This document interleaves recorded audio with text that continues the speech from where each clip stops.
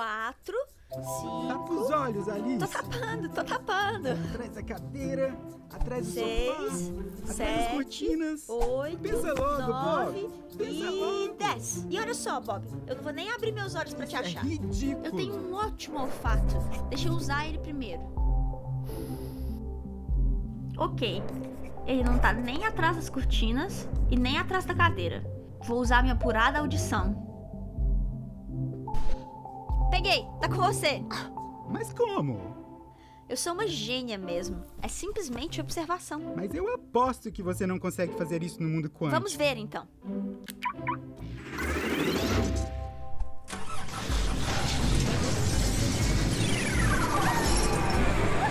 Ah, isso não é tão legal. Então vamos. Deixa eu recuperar o fôlego. 10, 9, 8, 7, 6, 5, 4, 3, 2 e 1.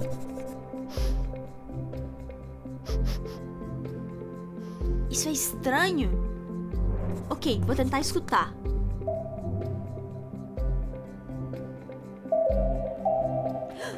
Mas eu jurava...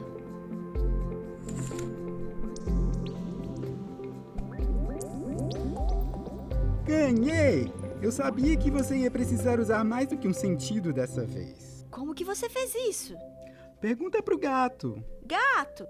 Mil desculpas, eu estava imerso em uma história em 2 estados. É sobre 2 gatos. Agora não, Gá. Explica como é que o Bob estava em vários esconderijos ao mesmo tempo. É coerência quântica. Na verdade, Bob não estava em vários lugares. Bob estava em uma superposição. Eu vi ele, ou pelo menos eu acho que eu vi. Você estava observando as possibilidades de onde ele poderia estar. Mas a partir do momento que você interagiu com ele, qualquer tipo de interação, isso deixou claro onde ele estava. No mundo quântico, é como se as coisas pudessem permanecer em vários estados por mais tempo. Mas no mundo como conhecemos, ela me achou usando apenas o nariz e o ouvido. Exatamente, o que também eram interações. No mundo usual, as superposições colapsam instantaneamente, mas aqui temos tempo para observá-las. E para que cientistas usariam isso? E essa é a parte empolgante. Computadores quânticos usariam superposições para realizar cálculos mais rapidamente do que nunca.